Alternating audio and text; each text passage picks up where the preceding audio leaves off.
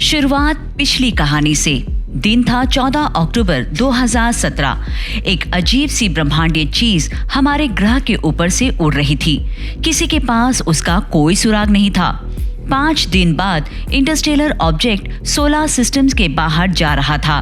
तब मनोआ में हवाई यूनिवर्सिटी के एक एस्ट्रोनॉमर रॉबर्ट ने इसे हवाई में पैनोरामिक सर्वे टेलीस्कोप और rapid response system pan star के साथ देखा।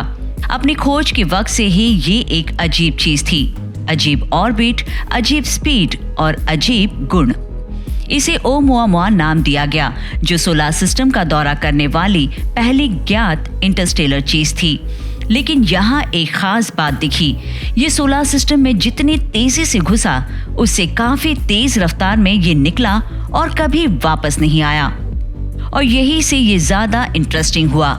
ओमुआमुआ को जब ट्रैक किया गया, तब उम्मीद थी कि ये आसानी से हाइपरबोलिक ऑर्बिट को फॉलो करेगा, जिस पर सिर्फ एक ही फोर्स का असर होगा, गुरुत्वाकर्षण का।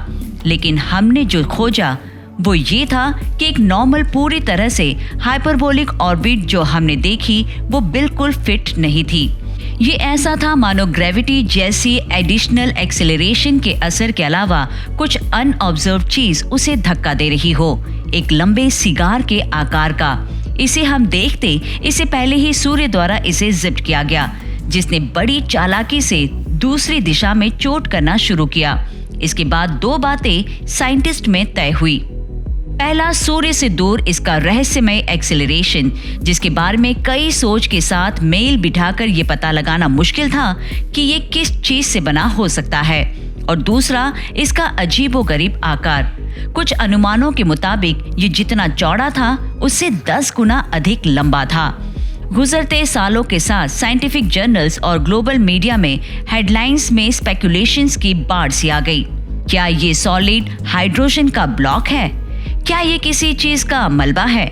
या जैसे कि हार्वर्ड एस्ट्रोनॉमर एवी लोएब ने सुझाव दिया था कि ये एक आर्टिफिशियल कंस्ट्रक्शन है जो इंटेलिजेंट एक्स्ट्रा टेरेस्ट्रियल सिविलाइजेशन द्वारा बनाया गया हो। अपनी सोच को काबू में रखे, क्योंकि अभी तो चीजें और भयानक होने वाली है। स्वागत है आपका विज्ञान 360 में। अच्छा दोस्तों, एवी लोएब आ गए हैं वापस, और इस बार ओमुआमुआ के 2017 की विजिट पर फॉलो अप रिसर्च के साथ। इस बार उन्होंने न सिर्फ हमारी गैलेक्सी में एलियंस के होने का सुझाव दिया, बल्कि बताया कि हमारे सोलर सिस्टम में 4 क्विंटिलियन एलियन क्राफ्ट्स घूम रहे हैं। सही मायनों में कहे तो लोएब ने ओमुआमुआ के एलियन स्पेस क्राफ्ट होने की बात तो नहीं की, लेकिन उन्होंने कहा कि हमें उस संभावना को नजरअंदाज भी नहीं करना चाहिए। उस लिहाज से वे पूछ रहे थे कि रिस्पेक्टेबल साइंटिस्ट क्या कभी कुछ नहीं करेंगे? हमारे सोलर सिस्टम में ऐसे कितने ओमुआमुआ होंगे जिन पर किसी का ध्यान ही नहीं गया होगा? लोएब और हार्वर्ड एस्ट्रोनॉमर कैर्सन ने ये देखा कि हमने पहले कितने इंटरस्टेलर विजिटर्स को स्पॉट किया है। द डेली बिस्ट के हवाले से एस्ट्रोनॉमर्स ने अध्ययन में लिखा कि इंटरस्टेलर ऑब्जेक्ट और ज्ञात काबिलियत का पता लगाने की हालिया रेट्स का इस्तेमाल कर सौर पड़ोस में समान वस्तुओं के घनत्व का अनुमान लगा सकते हैं।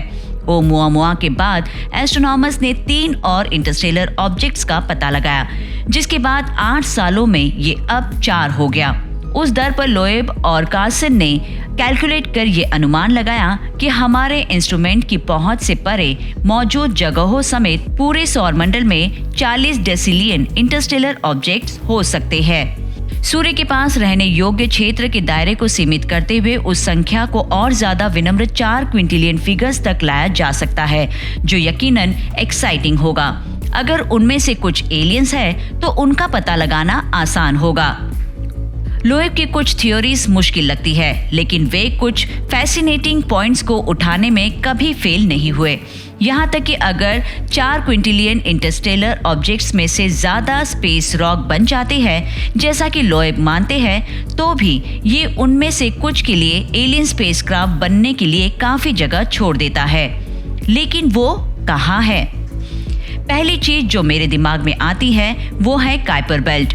हमारे सोलर सिस्टम में एक ठंडी, डार्क और दूर की जगह, जो शुरुआत में बर्फ ऑब्जेक्ट्स, बौने ग्रह, डस्ट और धूमकेतु से बने। अब तक करीब 2000 काइपर बेल्ट्स ऑब्जेक्ट्स को सूचीबद्ध किया गया। शोधकर्ताओं का मानना है कि ये संख्या कुल चीजों की संख्या से बहुत कम है जो वैज्ञानिकों को लगता है बाहर है।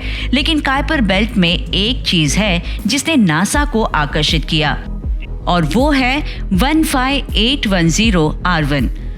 गूगल सर्च में आपको पता चल जाएगा कि R1 काइपर बेल्ट का ऑब्जेक्ट है।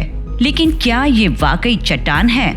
अप्रैल 2016 में नासा का new horizon spacecraft Kuiper belt तक पहुंचा।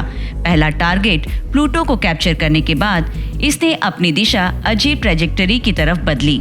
जी हाँ, हम बात कर रहे हैं 15810 R1, जिसे मौत, युद्ध और अन्य दुनिया के सेल्टिक देवता के नाम पर ये नाम मिला। अब आप पूछोगे कि ये इतना स्पेशल क्यों है? दरअसल काइपर बेल्ट की ज्यादातर चीजें चट्टान और बर्फ से बनी है, लेकिन R1 बेल्ट में किसी भी सूचीबद्ध ऑब्जेक्ट की तरह नहीं चलता, जिसने वैज्ञानिकों के सामने सवाल खड़ा किया कि क्या ये किसी अलग चीज से बनी है जो ज्यादा मजबूत है, क्योंकि ये जितनी तेजी से घूमती है उससे तो लगता है कि इसे सेंट्रीफ्यूगल फोर्स द्वारा अलग कर दिया जाना चाहिए था। आखिर कोई चीज इतनी तेज कैसे घूम सकती है जो जुड़ी भी रहे? साइंटिस्ट का मानना है कि तेज स्पिन आर्टिफिशियल ग्रेविटी की वजह से है और गुरुत्वाकर्षण लंबे इंटरस्टेलर सफर के लिए सबसे अहम चीज होती है। आपके पास सैकड़ों प्रकाश वर्ष की यात्रा करते हुए स्पेसक्राफ्ट के पास तैरते हुए एस्ट्रोनॉट्स नहीं हो सकते। इसने चीज को करीब से देखने के लिए न्यू होराइजन की जांच की और यही से चीजें और अजीब हुई। जैसे ही इसने नजदीक से देखने की कोशिश की, अचानक इसके सभी सेंसर डेड हो गए। ट्रांसमिशन कट ऑफ हो गया, मानो जैसे कोई हम पर नजर रखे हुए है। लेकिन कांटेक्ट होने से ठीक पहले नासा ने देखा कि R1 एक बड़े स्पेसशिप की तरह घूम रहा था।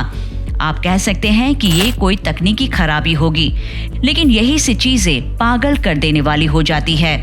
जैसे ही न्यू होराइजन R1 के पास से हटा, अचानक से ये फिर जिंदा हो गया, जैसे इसे कुछ हुआ ही ना हो।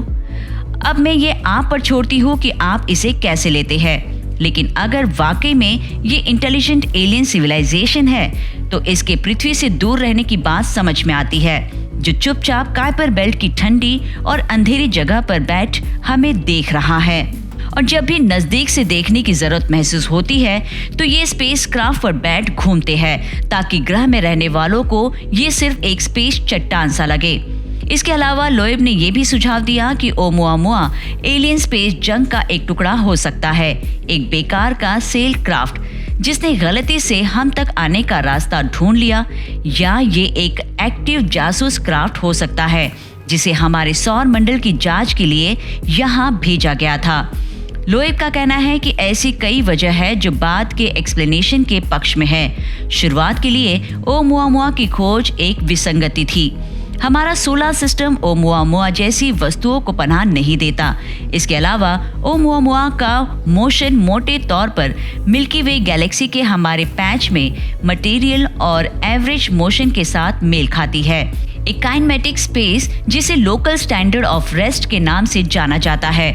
दरअसल यही वजह है कि वस्तु की उत्पत्ति के सिस्टम का पता लगाना इतना मुश्किल रहा है। लोएब ने कहा, अगर मैं कोई ऐसा इंस्ट्रूमेंट बनाता हूँ जिसकी पहचान मैं छिपाना चाहता हूँ तो मैं इसे लोकल स्टैंडर्ड ऑफ रेस्ट में रखूंगा।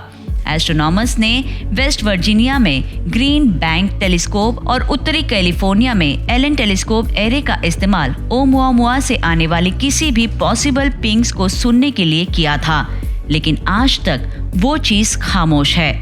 आपको क्या लगता है, क्या एवी लोएब ने इस बार इसे बहुत आगे तक ले लिया, या वो इस खेल में सबसे आगे है?